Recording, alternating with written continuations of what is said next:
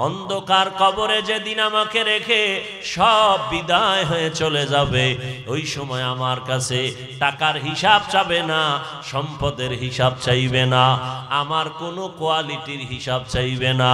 মুসলমান হিসাবে আমাকে তিনটা প্রশ্ন করা হবে। রবের পরিচয় দাও, ধর্মের পরিচয় দাও, রাহমাতুল লিল আলামিনের পরিচয় দাও। তুমি যেই লাইনের হও না কেন, তুমি ধনী না গরিব, তুমি শিক্ষিত না মূর্খ, প্রশ্ন হবে তিনটা। রবের পরিচয় দাও, ধর্মের পরিচয় দাও, রাহমাতুল লিল আলামিনের পরিচয় দাও। তাহলে আমরা আল্লাহকে কেন চিনি না? আল্লাহকে চিনার জন্য নিজেরে নিয়ে গবেষণা করো। আল্লাহ নিজেই বলেন, ওয়াফি আনফুসিকুম আফালা তুবসিরুন।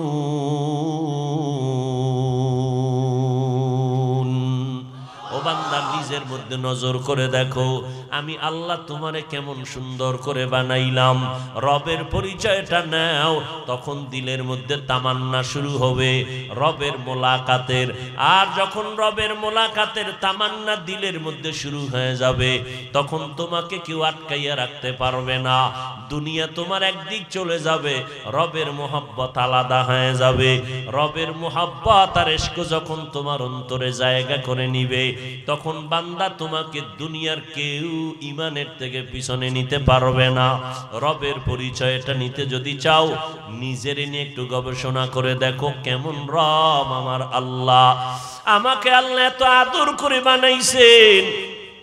আসমান 7টা বানাইছেন, জমিন 7টা বানাইছেন।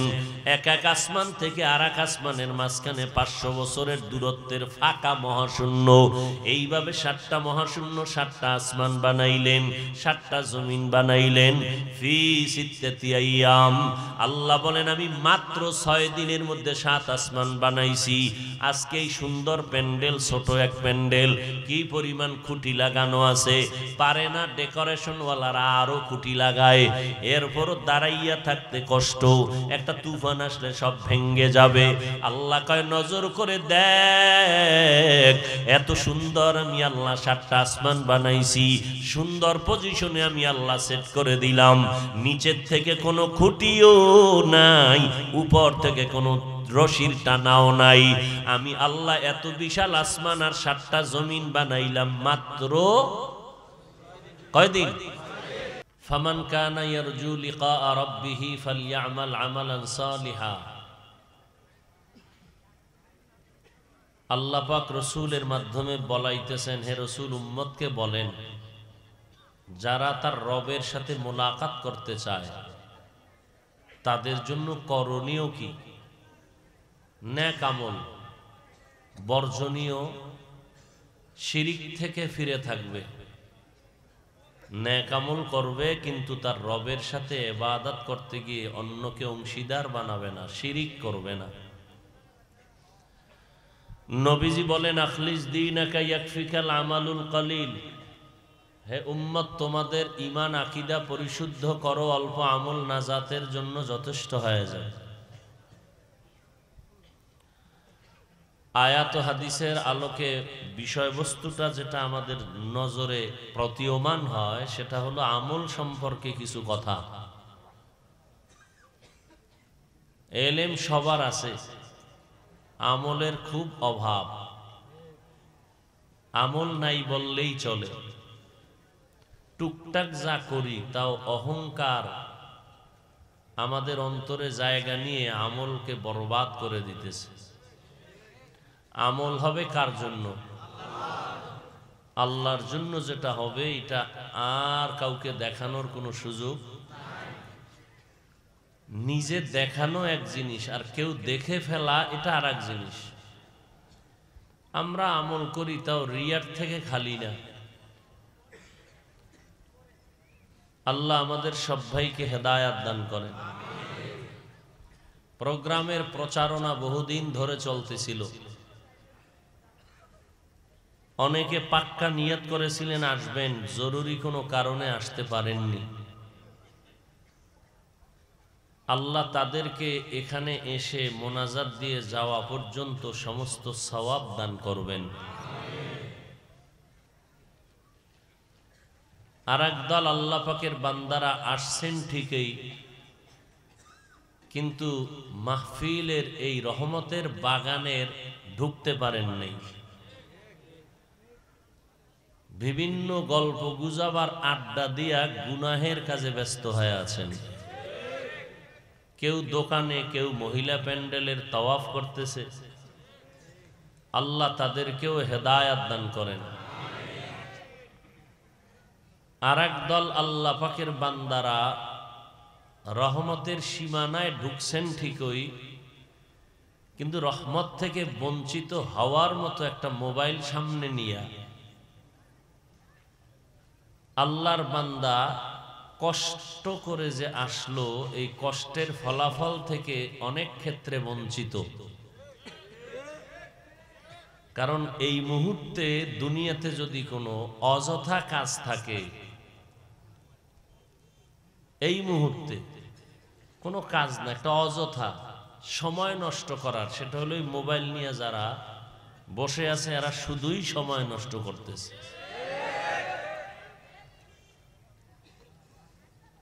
কে বলেছে যে শয়তানে যারে ধরে কাম থুইয়া আকাম করে? এই মোবাইল হাতে নিয়ে সময় নষ্ট করার কোনো ন্যূনতম যুক্তি নেই।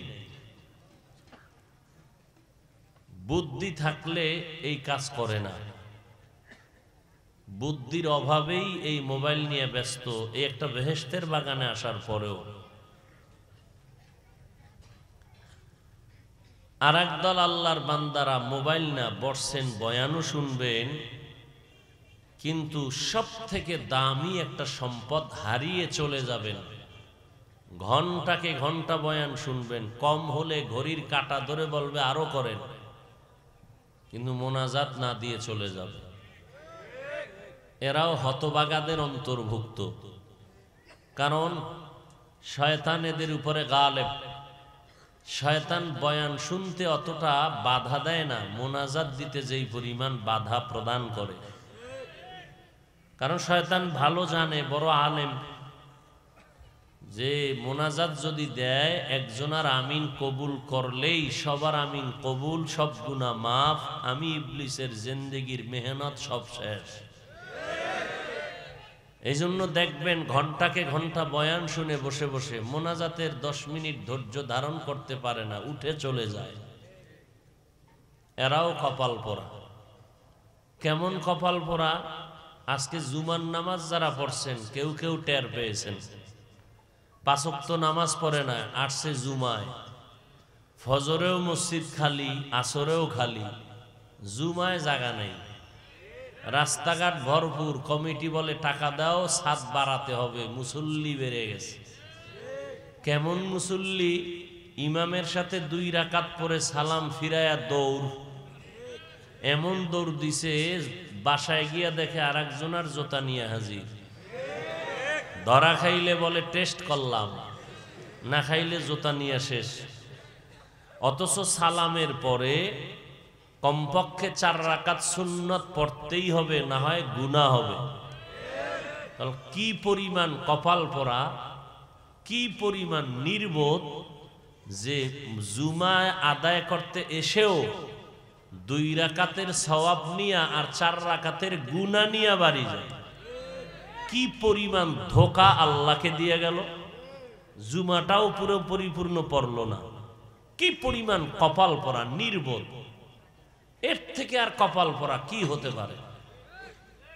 সপ্তাহে একদিন আসছে, পুরা নামাজটা পড়ল না।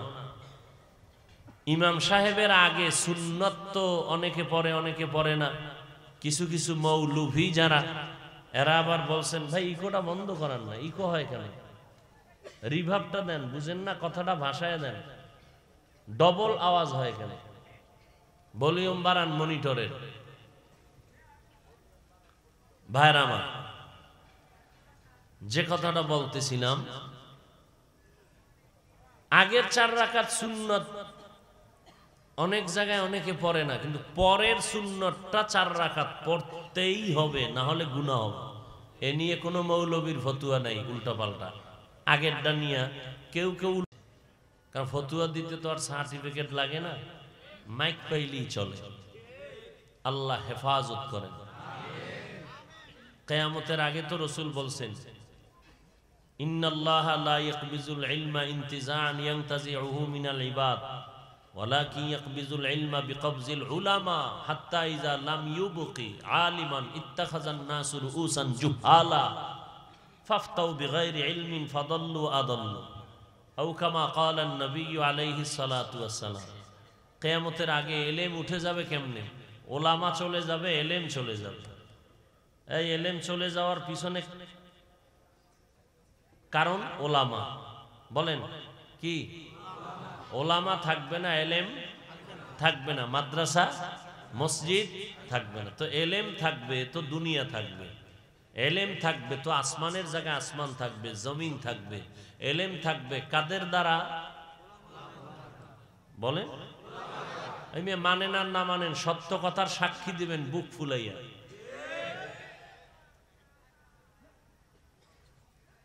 ইলম দুনিয়াতে থাকবে কাদের দ্বারা? না ডাক্তারদের দ্বারা, ইঞ্জিনিয়ারের দ্বারা, কাদের দ্বারা? উলামায়ে কেরাম। অতএব উলামায়ে কেরামকে সম্মান করতে হবে কি হবে না? হবে। কিয়ামতের আগে আর নবী আমরা পাবো? আবু বকরকে পাবো, ওমর ওসমান আলীকে পাবো, কোনো সাহাবায়ে কেরামকে পাবো, ইমাম বুখারীকে পাবো, ইমাম আবু হানিফাকে পাবো? কিয়ামত পর্যন্ত আমাদের মাথার তাজ, জান্নাতের পথ প্রদর্শক একমাত্র, শুধুমাত্র, কেবলমাত্র উলামায়ে আহলে হক। শুধু ওলামা বললেও হবে না, কারণ ওলামাদের মধ্যে বিশাল এক গ্রুপ আছে, এরা বাতিল। ওলামাদের মধ্যে একটা গ্রুপ কি? বাতিল। যারা বলে কালেমা লা ইলাহা ইল্লাল্লাহ মুহাম্মাদুর রাসূলুল্লাহ, এটা কুফরি। কি কালেমা কুফরি? এই সবাই জবান খুলেন। যদি কুফরির পক্ষে থাকেন দাঁড়ান। কালেমা কুফরি? এই যুবকেরা বলো কালেমা কুফরি। তোমরা কি এই কালেমা মানো? মুরব্বীরা মানেন? সবাই মানেন? তাহলে এই কালেমা যদি আমরা মানি, যারা এর বিরোধিতা করে তারা ভণ্ড, তারা বাতিল। এখন প্রশ্ন করবেন, হুজুর ওয়াজ করবেন না গীবত করবেন? এখন তো আমগো ওয়াজ মানুষ শুনতে চায় না, আমগো উল্টা ওয়াজ দেয়। যদি বলি ভাই টুপি পরো না কেন, সে দোয়া চাইবে হুজুর টুপি পরা দরকার, নবীর সুন্নত। উল্টা আমারে বয়ান দেয়, টুপির মধ্যেই কি ইসলাম? বা আমারে বয়ান দিয়ে ঠাড়াল্লে বয়ান দিয়ে দিছে। এই দাড়ি রাখো না কেন? দাড়ির মধ্যেই কি ইসলাম? পোশাক পরো না কেন মদিনার? পোশাকের মধ্যেই কি ইসলাম?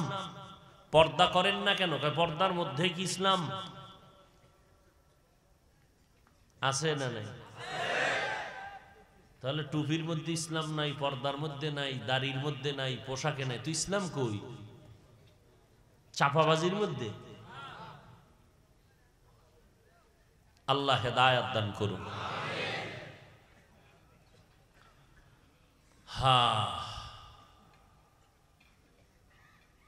সমস্ত সাহাবায়ে কেরামগণ আদেল, মাহফুজ। মাহফুজ মানে সংরক্ষিত, আল্লাহ পাকের রহমতের চাদরে এরা সংরক্ষিত। সাহাবায়ে কেরাম, আম্বিয়ায়ে কেরাম সব মাসুম, বেগুনা, কোনো গুনাহ নেই। সমস্ত নবীরা কি? নিষ্পাপ। বলেন, সমস্ত নবী আম্বিয়ায়ে কেরাম কি? নিষ্পাপ। সাহাবায়ে কেরাম মাহফুজ, আম্বিয়ায়ে কেরাম মাসুম। অতএব নবীদের বিরুদ্ধে, সাহাবায়ে কেরামের বিরুদ্ধে যদি কেউ কলমে লেখে, কেউ বলে ইশারা ইঙ্গিতে, তারাও বাতিল। সন্দেহ আছে? আমাকে একটু জবাব দেন, নবীর যুগে বাতিল ভণ্ড ছিল? সবাই একমত? নবী বাতিল ভণ্ডদের বিরুদ্ধে কথা বলেছিলেন, মোকাবেলা করেছিলেন। তাহলে ভণ্ডদের বিরুদ্ধে কথা বলা, মোকাবেলা করা, এটা রসুলের লাইনে সুন্নত, কোরআনের আইনে ফরজ। এখন বলবেন যদি গীবত হয়, তাহলে এই গীবত করলেও সওয়াব হবে। দলিল লাগবে, দলিল। হ্যাঁ, দলিল ছাড়া মানা যাবে না। কিছু মানুষ আছে না, নাও দলিল। বিসমিল্লাহির রহমানির রহিম। ওয়াইলুল লিকুল্লি হুমাযাতিল লুমাযা আল্লাযী জামা'a মালান ওয়া আদ্দাদা ইয়াহসাবু আন্না মালাহু আখলাদা কাল্লা লা ইউমবাদান্না ফিল হুতামা। আসেনি? এটার ব্যাখ্যা পড়ো। বলবা আরবি পারি না, মোবাইলে ডাউনলোড করো, কেনাও লাগবে না। বাংলা কোরআন লিখে সার্চ দাও, চলে আসবে। সূরা হুমাযা সার্চ দিয়ে ব্যাখ্যা পড়ো। কোন কোন কারণে গীবত হারাম আর কোন কোন কারণে গীবত করতে হবে, না করলে গুনাহ হবে, সব ওখানে বিস্তারিত লেখা আছে। ইসলামের ব্যানার লাগায় উম্মতকে যদি কেউ ধোঁকা দেয়, তাদের ব্যাপারে উম্মতকে সজাগ করা, তাদের মুখোশটাকে উন্মোচন করে উম্মতকে সাবধান করা, এটা গীবত হলেও সওয়াব।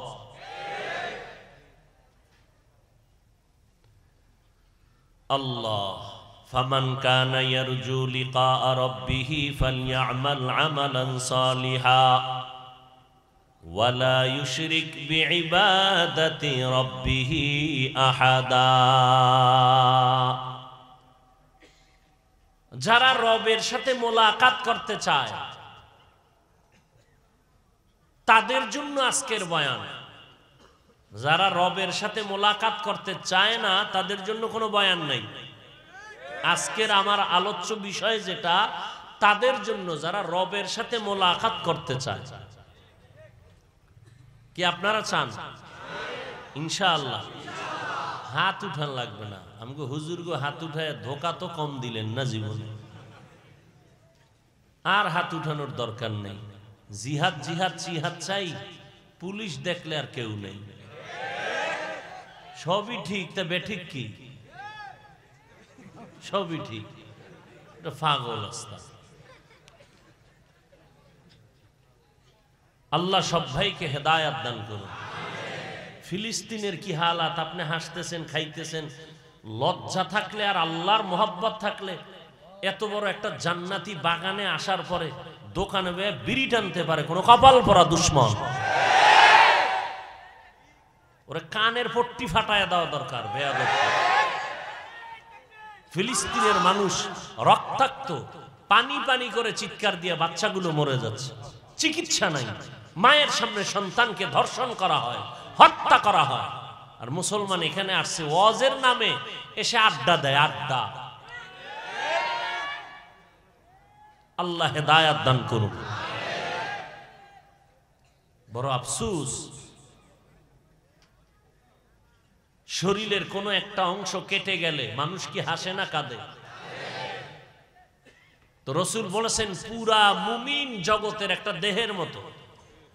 قال النبي صلى الله عليه وآله وسلم المؤمنون كرجل واحد إن اشتكى عينه اشتكى كله وإن اشتكى رأسه اشتكى كله। এই দুনিয়ার মুমিন, সারা দুনিয়ার মুমিন একটা দেহের মতো। দেহের কোনো অংশ যদি আক্রান্ত হয় পুরো দেহটা ব্যথায় জর্জরিত হয়ে যায়। দুনিয়ার কোন প্রান্তে যদি মুসলমান কষ্ট পায়, কান্না করে, অপর প্রান্তের মুসলমানও তার ব্যথায় ব্যথিত হলেই প্রমাণ হবে তার ঈমানটা তাজা।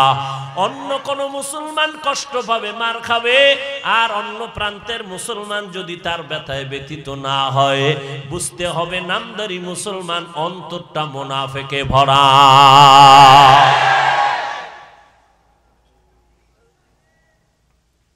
আর ঘুমানোর সময় আছে? কাফনের কাফনটা কিনে ফেলো, আর না হয় আমার মতো সাদা জামা পরো, কাফন লাগবে না। বাস যখন রাত সেখানে কাত হয়ে যাবে। মৃত্যু হলে শাহাদাতের মরণ হবে। কি কি মরণ চাই? শাহাদাতের মরণ, বিনা হিসাবে জান্নাত, বিনা গোসলে কবর। এই পোশাক পরে যাব, পোশাক পরে হাসরের ময়দানে উঠব। ওয়ালা তাকুলু লিমান ইউকতালু ফি সাবিলিল্লাহি আমওয়াত বাল আহইয়াউ ওয়ালাকিন লা তাশউরুন।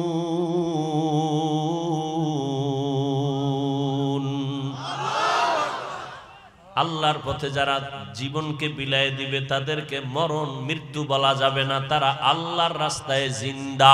তারা কি?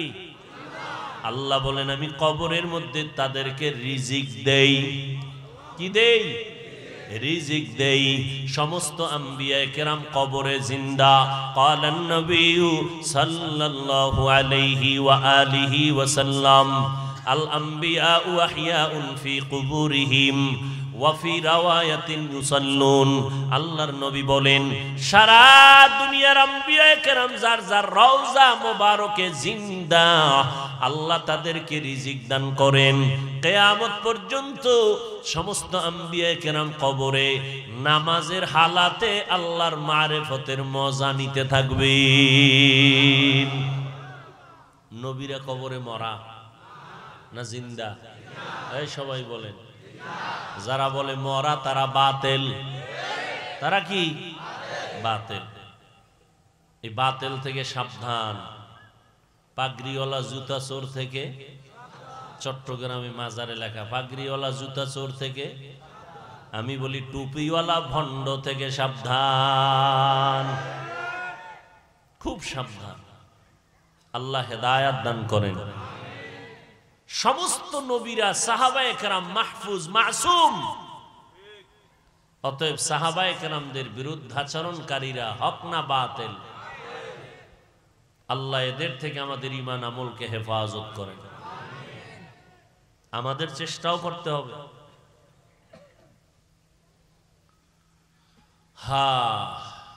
যারা রবের সাথে মোলাকাত করতে চায় তাদের জন্য আজকের বয়ান। আবারও আমি জিজ্ঞাসা করি, রবের সাথে মোলাকাত করার ইচ্ছা অন্তরে আসেনি? তাল মিলাইলেন না? আসলেই আছে। রবের সাথে মোলাকাত করার ইচ্ছাই যদি থাকতো তো বিড়ি টানতে পারেন, গাঞ্জা খাইতে পারেন, দাড়ি কাটতে পারেন। যাক, আছে কথাটা যেন আল্লাহ পাক সততায় পরিণত করে দেন। কিন্তু আছে যে বলি, আসলে রবকে তো চিনেই না। চিনলে না সাক্ষাতের একটা চিন্তা কি? যেই ব্যক্তি যাকে চিনে না সে তাকে মানে না, যে যাকে চিনে সে তাকে মানার মতো মানে। জীবন পর্যন্ত উৎসর্গ করে দেয়। আহলুল্লাহ যারা ওলিয়ে কামেল তারা বলেন মান আরাফা নাফসাহু ফাকাদ আরাফা রাব্বাহ। যে নিজেকে চিনে সে তার রবকে চিনে। তাহলে আমরা আল্লাহকে চিনি না কেন? মূলত আমরা আমাদেরকেই চিনি না, নিজেকেই চিনি না। হ্যাঁ, আমরা চিনি ও নকল ঠিকানায়। আমার পরিচয় দেই আমি বড় বক্তা, আমি বড় প্রিন্সিপাল, বড় মুফতি, বড় মুহাদ্দিস, বড় হাজী সাহেব, বড় এমপি, বড় মন্ত্রী। এটি তো সব নকল। সাদা কাপুনে ঢুকলেই ঠিকানা থাকবে? কে এমপি, কে মন্ত্রী, কে বক্তা, কে শ্রোতা, কে ডাক্তার, কে রোগী, সব একাকার হয়ে যায়। আসল ঠিকানা কি? মুসলমান। আমি কি? ওয়ামান আহসানু কাওলাম মিম্মান দাআ ইলাল্লাহ ওয়া আমিলা সালিহান ওয়া ক্বালা ইন্নানি মিনাল মুসলিমিন।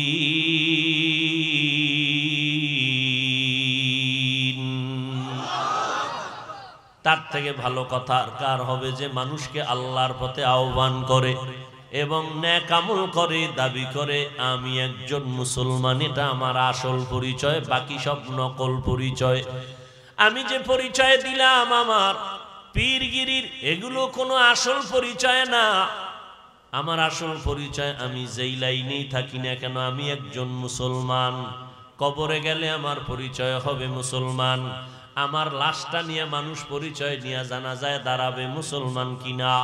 মুসলমান হইলে জানাজার আয়োজন হবে, ওইভাবে কবর দেওয়া হবে। হাসরের ময়দানে আল্লাহর আদালতে মুসলমানদের পরিচয়টা আলাদা হবে। যারা রবের পরিচয় চায়, রবের সাথে মোলাকাত করতে চায়, তাদের জন্য কর্মসূচি দুইটা। আগে তুমি চিন্তা করবা রবের সাথে পরিচয় হইয়া তারপরে সাক্ষাতের জন্য অন্তরে তামান্না তৈরি করো। রবের সাথে মোলাকাতের তামান্না অন্তরে তৈরি কেন হয় না? রবেরে আমরা ভালো করে চিনি না। কারণটা কি? রবকে না চিনার কারণ হলো আমি আমাকে এখনো চিনতে পারি না। আমি আমাকে চিনি নকল ঠিকানায়। আমার টাকার অভাব নাই, আমার বাড়ির অভাব নাই, আমার গাড়ির অভাব নাই। এগুলো সব নকল ঠিকানা, কিছুই আমার সঙ্গে যাবে না। পর্দার আড়ালের আম্মা জানেরা, আপনার মতো মা কত ধন্য। এই স্টেজে কত সন্তানের মাথায় পাগড়ি দেওয়া হলো, এরা কোরআনের হাফেজ হয়ে গেছে। এদের মা বাবার মতো ধন্য মা বাবার কেউ নাই। ও মা বাবারা, মনটা কি চায় না কোরআনওয়ালার মা হয়ে কবরে যাবেন? এরে আম্মা জান, একজন আলেমের মা হয়ে কবরে যাবেন, একজন হাফেজের মা বাবা হয়ে কবরে যাবেন। ও মা, আপনার এত সম্মান, আপনারা নবীদের মায়ের মতো মা, সাহাবায়ে কেরামের মায়ের মতো মা, আপনাদের এত সম্মান আল্লাহ দান করেছেন। সন্তানটাকে ডাক্তার বানাবেন, তবে আদর্শওয়ালা নবীর মোহাব্বতে বানায়া যান। নবীর আদর্শওয়ালা ডাক্তার বানাবেন, দোয়া পাবে সন্তান, আপনিও পাবেন। নবীর আদর্শওয়ালা ইঞ্জিনিয়ার বানাবেন, স্বামীর মাল হেফাজত করবেন। আপনার মতো কত মা পর্দা করে, হালাল খায়, স্বামীর খেদমত করে, সন্তানকে আদর্শওয়ালা বানানোর মেহনত করে, বেপর্দায় চলে না, নামাজ ছাড়ে না। এরে আম্মা জানেরা, আপনারা কেন পারবেন না? ও যুবতী বোনেরা, আপনার মতো কত যুবতী বোন লেখাপড়া করে, মোবাইলে অযথা সময় নষ্ট করে না, 5 ওয়াক্ত নামাজ পড়ে, মা বাবার বাধ্য হয়ে চলে, গুনাহ থেকে বেঁচে থাকে। ও বোনেরা, আপনারা কেন পারবেন না? আল্লাহর কাছে তওবার নিয়ত করে ফেলেন। ও যুবকেরা, মা বাবার দোয়া নিয়ে সামনে আগাও। মা বাবা মাথায় হাত দিয়ে দোয়া করলে কবুল হতে দেরি হবে না। ওই মা বাবার দোয়ার কারণে আর চোখের পানির কারণে আজ তুমি পরীক্ষায় ভালো নাম্বার পেয়েছো, টাকার মালিক, বাড়ি গাড়ির মালিক হয়েছো। ওই মা বাবার চোখের পানি আর দোয়ার কারণে সম্মানের চেয়ারে বসছো। ওই মা বাবার দোয়া নিয়ে আগাও। মা বাবারে আর কষ্ট দিবা না। খবরদার, যদি দিয়ে থাকো ঘরে গিয়া মাকে বলিও, মা মাফ করে দাও, কত কষ্ট দিয়েছি, তুমি একা একা কান্না করেছো। মা, আমি আজ তওবা করে আসছি, আর তোমাদের কষ্ট দিব না। আজকে মোনাজাতে কত যুবক কান্না করলো, আমার চোখে কেন পানি নাই? গুনার কারণে আল্লাহ বেজার হয়ে গেছে। মা, তুমি মাথায় হাত দিয়া দোয়া করে দাও। ও যুবক, মা বাবার দোয়া নেওয়ার চেষ্টা করো। ওলামায়ে কেরামের বিরোধিতা করে কপাল পুরিও না। ওলামায়ে কেরামের পরামর্শ নিয়ে নেক আমল করো, সুন্নত অনুযায়ী চলো, নবীর তরিকা মেনে চলবা। পাক্কা নিয়ত যদি থাকে তওবা করার জন্য, আল্লাহর কাছে মনে মনে তওবার নিয়ত করো। মরিয়া গেল নামাজ ছাড়বা না, বেপরদায় চলবা না, মা বাবাকে কষ্ট দিবা না, ওলামায়ে কেরামের বিরোধিতা করবা না, নবীর তরিকার বাহিরে চলবা না, দেশ ও জাতির বিরুদ্ধে ষড়যন্ত্র করবা না।